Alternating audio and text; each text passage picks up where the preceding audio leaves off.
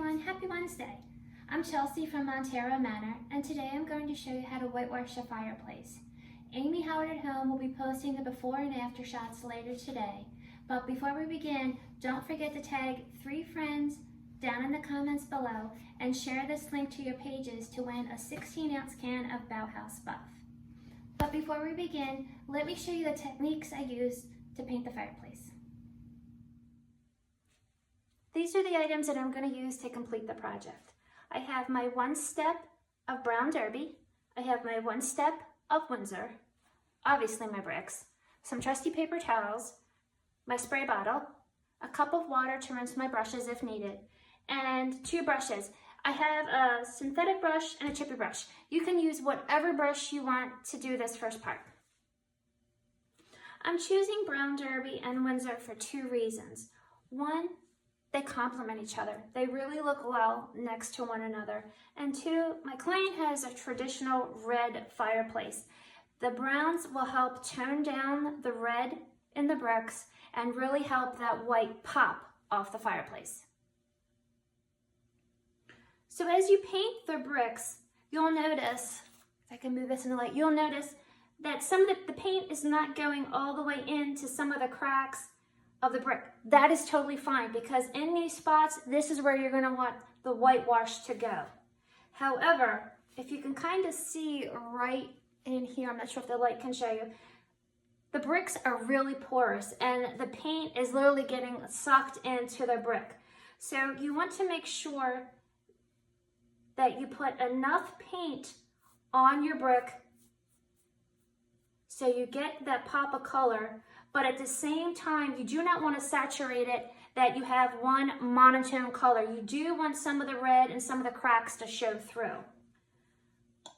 So I'll moisten my other brush, and then we'll do the Windsor so you can see.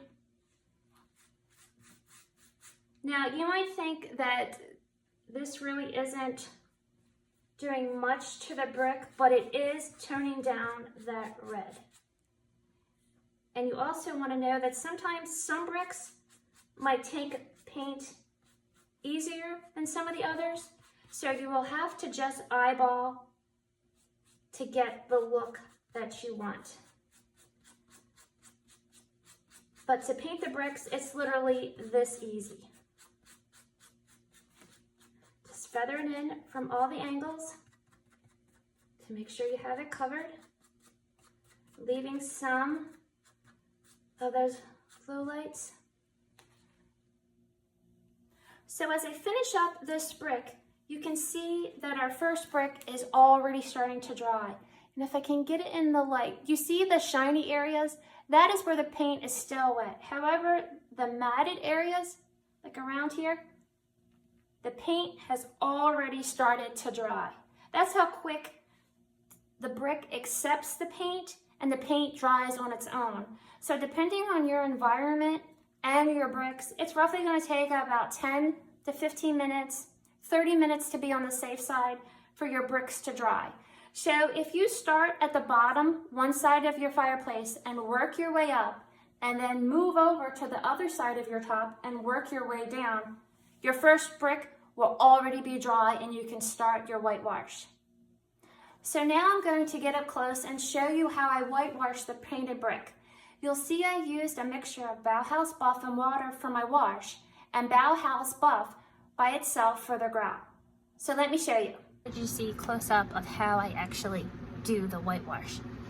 As you can see, majority's done, but I left a couple bricks to show you, and I'm kind of hoping, I'm trying to move so my shadow doesn't hit, but I take the Bauhaus Buff and I want to get those grout lines really white. I want to get that sand color off. So I come in and paint the grout, but at the same time I don't want a straight line like that, so I kind of feather the paint in. So you feather this in, because I don't want like this straight line, because then it'll look like I painted the grout.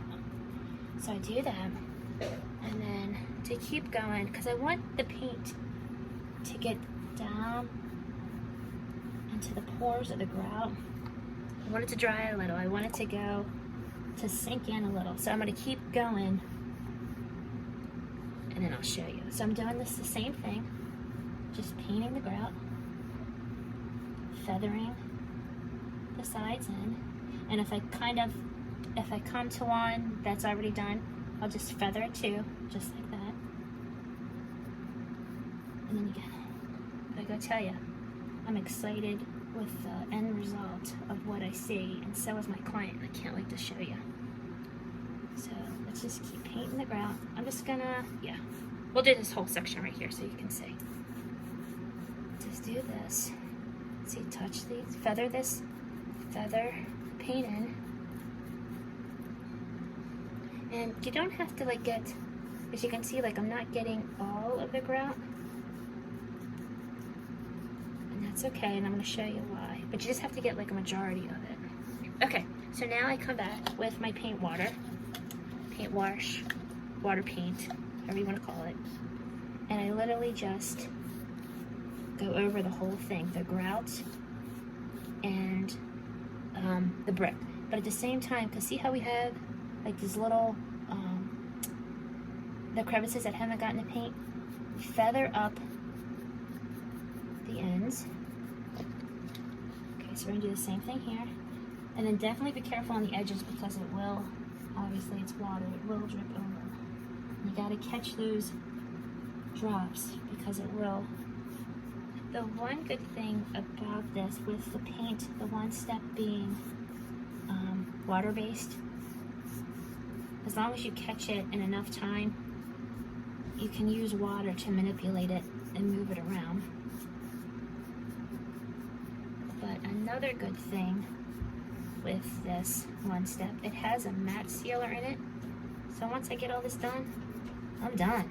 I don't have to seal it or nothing, it's already in there. And I can't tell you how ecstatic that makes me.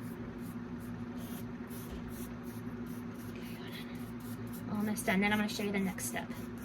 Okay, so as you see, I didn't take my time, but I didn't rush. The paint's still on there.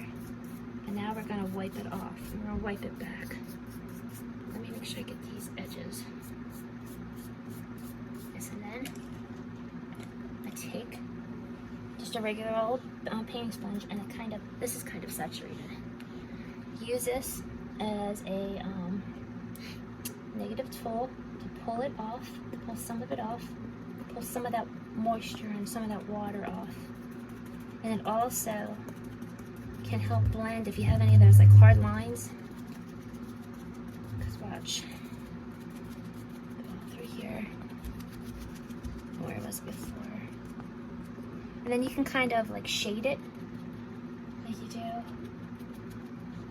And then one good thing about, especially these like blue round sponges, like this one, it's already saturated. It's getting into those cracks, and it's not ripping the sponge or anything. And then also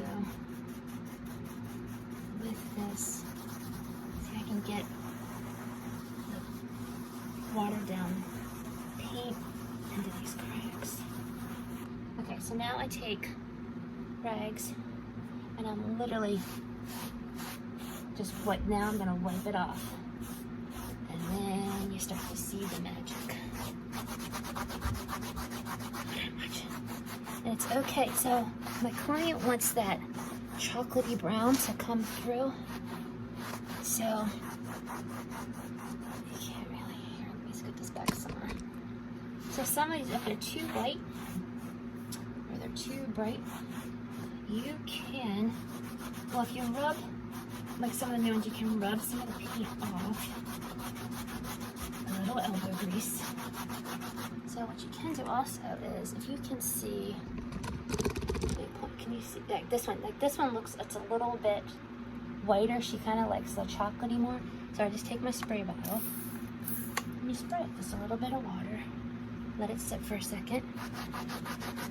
And then look, it'll start to, the paint stays in the crevices, but you get that old world look. Ta-da! What do you think? Got a whitewash. And I can say all I gotta do is the sides, and I'm done.